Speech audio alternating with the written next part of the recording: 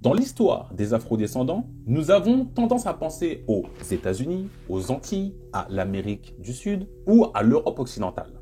Cependant, il existe une facette cachée de l'histoire qui a été largement ignorée. La présence et l'histoire des afrodescendants en Russie.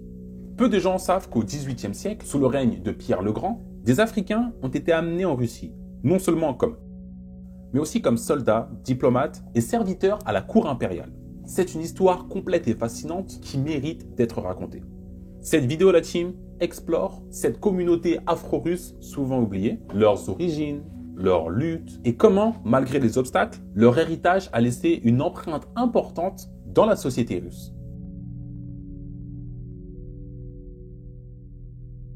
L'histoire des afrodescendants en Russie commence bien avant la révolution bolchevique ou même les tsars du 19e siècle. C'est sous, comme je le disais, Pierre le Grand, au début du XVIIIe siècle, qu'une première vague d'Africains a été amenée en Russie. Mais on pourrait se demander comment ces Africains sont-ils arrivés dans ce pays de l'Europe de l'Est?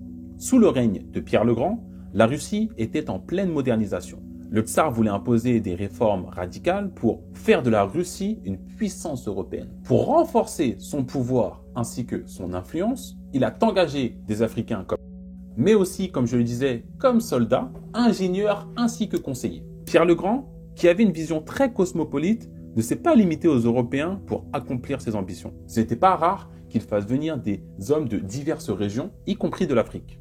Les sources historiques montrent que plusieurs Africains ont été amenés à la cour de Pierre le Grand, où ils ont été élevés et intégrés à la société impériale.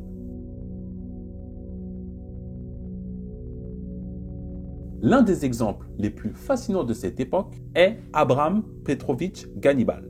Né en 1696 dans le royaume du Congo, Gannibal a été capturé par des marchands ottomans à un jeune âge avant d'être vendu à un diplomate russe. Il est devenu le terme courant à l'époque du tsar Pierre le Grand. Gannibal a été éduqué dans un contexte intellectuel et militaire et a fini par rejoindre les rangs des officiers militaires russes. Il est reconnu pour sa bravoure et ses compétences en artillerie. Son ascension dans la société impériale est exemplaire, puisqu'il est devenu un général, propriétaire terrien et père d'une descendance prestigieuse. Gannibal a été un personnage clé de l'histoire de l'Empire russe, mais aussi un symbole de l'ambivalence du pouvoir impérial russe envers ses citoyens non européens. Il a fait partie des plus proches conseillers de Pierre le Grand, lui-même fasciné par le monde oriental et africain. À travers Gannibal, la Russie se liait à une vision plus internationale, bien que souvent contradictoire dans ses rapports à l'esclavage et à la hiérarchie raciale. Ce général d'origine africaine devient aussi le grand-père du poète Alexandre Pouchkine, considéré comme l'un des plus grands écrivains russes, ce qui ajoute une dimension symbolique puissante à l'histoire des afrodescendants en Russie. Gannibal n'était pas une exception unique. Sous Pierre le Grand, de nombreux Africains ont été intégrés dans l'armée russe ou employés comme domestiques à la cour impériale. La présence d'Africains dans la noblesse russe du XVIIIe siècle est souvent ignorée, mais elle était réelle. La plupart de ces individus, bien que souvent réduits au statut de serviteurs, ont eu un impact notable sur la culture et la société russe de l'époque. Une preuve de l'importance de cette communauté est visible dans les archives russes, notamment dans des correspondances et des écrits de Pierre le Grand lui-même. Le tsar n'hésitait pas à affirmer son affection pour certains de tout en leur accordant des privilèges rares pour l'époque. Les afrodescendants qui se retrouvaient à la cour, comme l'archer et officier militaire Jean-Baptiste de l'Empire ottoman, ont eu des rôles variés, de la gestion des finances à l'architecture militaire. Après l'abolition progressive et la montée du nationalisme russe au XIXe siècle, les afrodescendants en Russie ont vu leur statut évoluer. Cependant, la fin de la servitude ne signifie pas nécessairement la fin de la marginalisation. Bien qu'il y ait eu des personnages comme Gannibal qui ont eu un impact important, la majorité des afrodescendants se sont retrouvés dans l'ombre de l'histoire. Mais l'héritage culturel de ces hommes et femmes n'a pas disparu. Les descendants d'Abraham Gannibal, notamment Alexandre Pouchkine, ont laissé une empreinte inaltérable dans l'histoire littéraire et culturelle russe. Pouchkine, tout en étant conscient de ses racines africaines, a parfois dû jongler entre tensions raciales dans ses œuvres, un reflet de la complexité de l'identité afro-russe.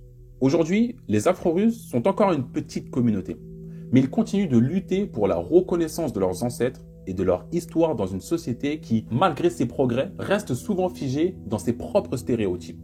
La Russie, comme beaucoup d'autres nations, continue de lutter contre un passé colonial qui reste profondément enraciné dans ses institutions.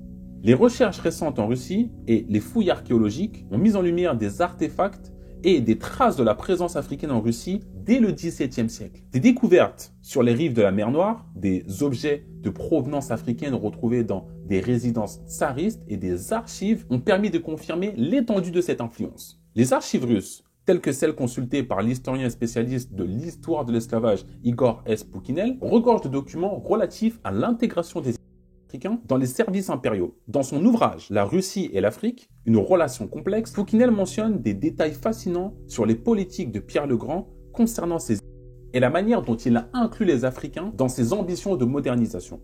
D'autres chercheurs, comme la spécialiste en histoire coloniale de la Russie, Tatiana Skorikova, ont souligné l'importance de ces Africains dans la constitution de l'aristocratie russe et leur contribution à l'élargissement du réseau impérial.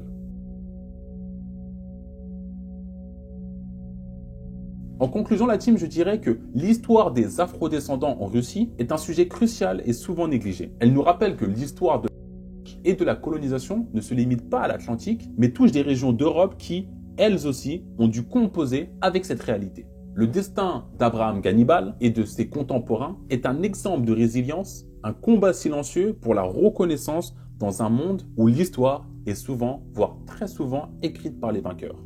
Les Afro-Russes d'hier et d'aujourd'hui incarnent une histoire de lutte, d'intégration, mais aussi de rejet et de résistance. Ils ont marqué l'histoire de la Russie et continuent de la façonner. C'est une histoire, la team, à ne pas oublier et surtout à partager. En tout cas, j'espère qu'elle vous a plu. Mettez un petit commentaire comme je vous l'ai dit, petit pouce bleu pour le soutien. Abonnez-vous à la chaîne si vous êtes nouveau et surtout activez la cloche des notifications pour ne rien rater de toutes mes prochaines vidéos.